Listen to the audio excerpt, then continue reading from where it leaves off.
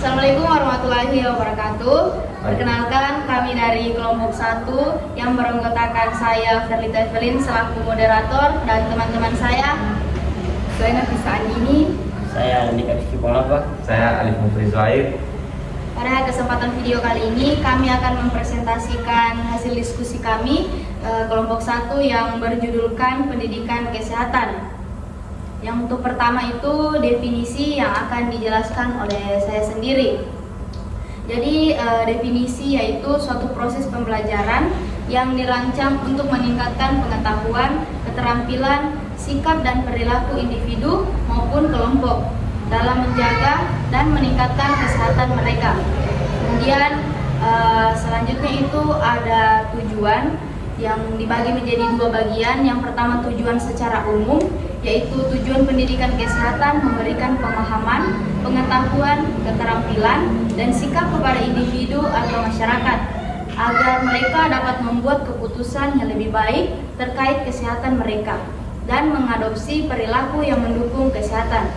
Kemudian yang tujuan kedua oleh Benjamin Bloom tahun 1908 ada 3. Yang pertama yaitu kognitif domain, yaitu pengetahuan yang tercakup dalam domain kognitif yang memiliki 6 tingkatan.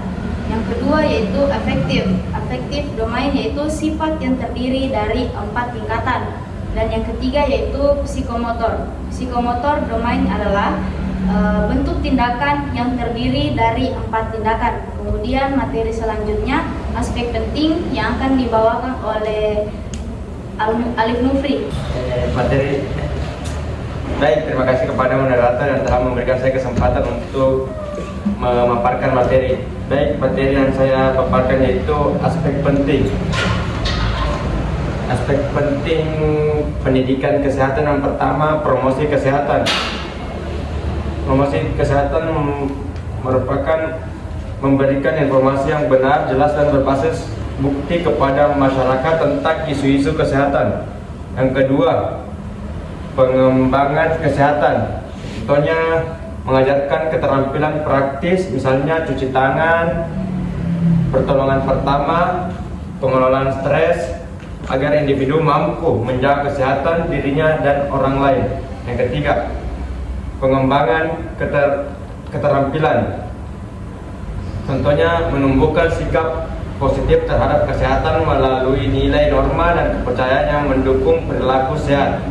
Yang keempat, partisipasi rakyat dan keterlibatan pribadi.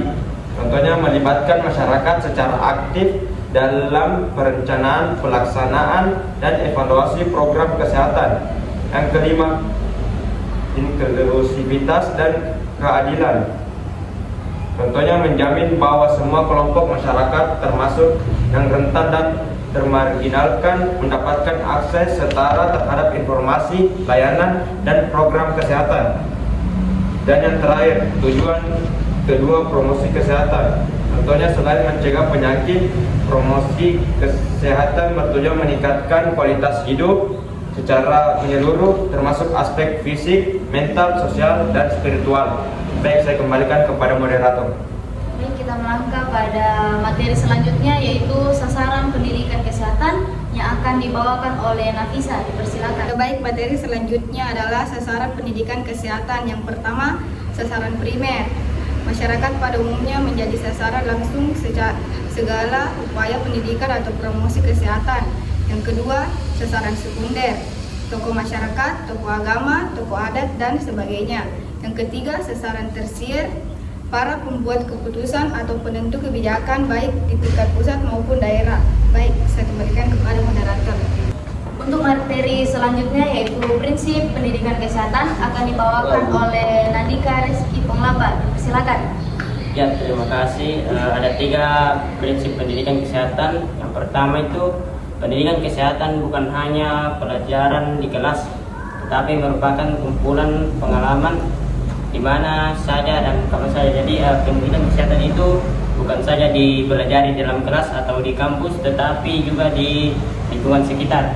Yang kedua itu pendidikan kesehatan tidak dapat secara mudah diberikan, karena pada akhirnya sasaran adalah dapat mengubah kebiasaan dan tingkah lakunya sendiri. Yang ketiga, dapat dikatakan berhasil bila sasaran pendidikan sudah mengubah sikap dan tingkah lakunya sesuai dengan tujuan yang telah ditetapkan. Yang saja itu saya kembalikan ke moderator.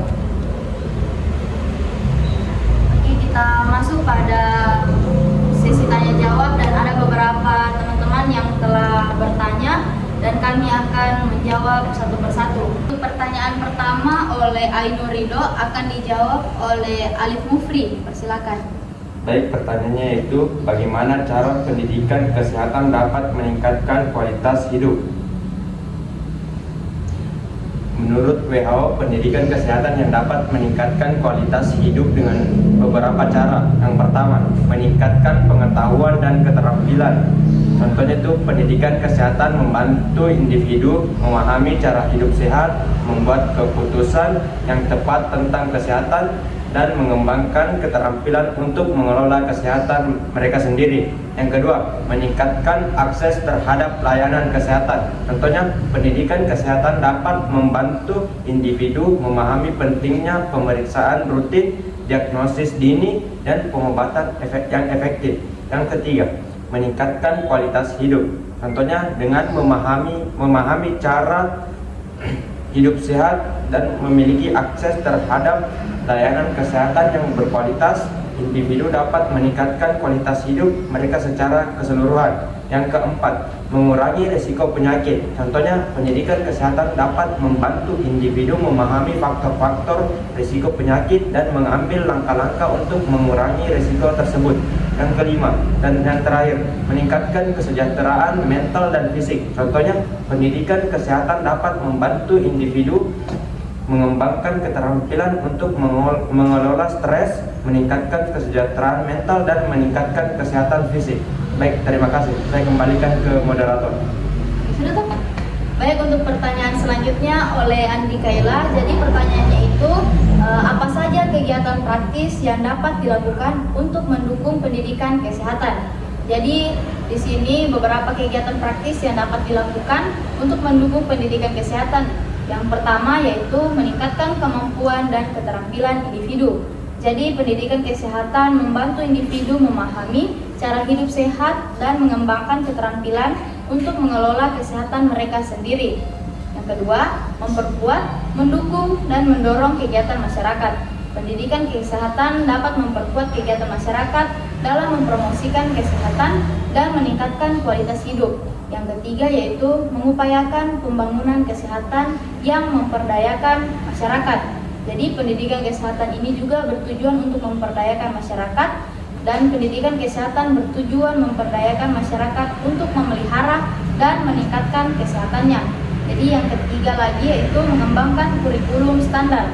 Pengembangan kurikulum standar untuk pendidikan kesehatan dapat memastikan pendekatan yang terpadu dan konsisten dalam menyampaikan konten kesehatan. Dan yang terakhir yaitu mendukung partisipasi aktif. Mendukung partisipasi aktif dari berbagai pihak seperti dosen dan penyedia pendidikan kesehatan dalam program pengembangan profesional dan pendidikan kesehatan. Demikian jawabannya. Terima kasih. Baik, untuk pertanyaan yang terakhir akan dijawab oleh Nafisa Andini dan pertanyaan ini oleh Abdul Yasid. Dipersilakan. Baik, saya akan menjawab pertanyaan dari Abdul Yasif, yaitu bagaimana cara meningkatkan partisipasi masyarakat dalam pendidikan kesehatan. Meningkatkan partisipasi masyarakat dalam pendidikan kesehatan dapat dilakukan dengan berbagai cara, antara lain yaitu yang pertama, memberdayakan individu dan masyarakat. Yaitu pendidikan kesehatan bertujuan memberdayakan individu dan masyarakat untuk meningkatkan kontrol terhadap kesehatannya sendiri. Yang kedua, promosi kesehatan, yaitu merupakan upaya yang bertujuan untuk memberdayakan individu dan masyarakat agar dapat meningkatkan kontrol terhadap kesehatannya sendiri. Yang ketiga, pengembangan program kesehatan, yaitu pemerintah dan lembaga terkait dapat mengembangkan program kesehatan dan fokus pada penyuluhan pencegahan penyakit. Ya, itu saja. Saya kembalikan kepada moderator. Jadi demikian sesi tanya jawab dan jawaban yang telah kami paparkan, dan kami juga mengucapkan banyak terima kasih kepada seluruh teman-teman yang berpartisipasi dalam presentasi kami kali ini. Jadi untuk terakhir dari materi kami yaitu kesimpulan, di sini saya akan membacakannya. Jadi kesimpulannya yaitu pendidikan kesehatan adalah proses pembelajaran untuk meningkatkan pengetahuan, sikap, dan keterampilan agar individu dan masyarakat mampu menjaga dan meningkatkan kesehatannya. Tujuannya yaitu mendorong perubahan perilaku menuju hidup sehat melalui promosi, pencegahan, dan partisipasi aktif. Keberhasilan pendidikan kesehatan diukur dari perubahan sikap dan kebiasaan sesuai dengan tujuan yang telah ditetapkan. Demikian presentasi dari kami. Saya tutup dengan ucapan Assalamualaikum warahmatullahi wabarakatuh. Sekian, terima kasih.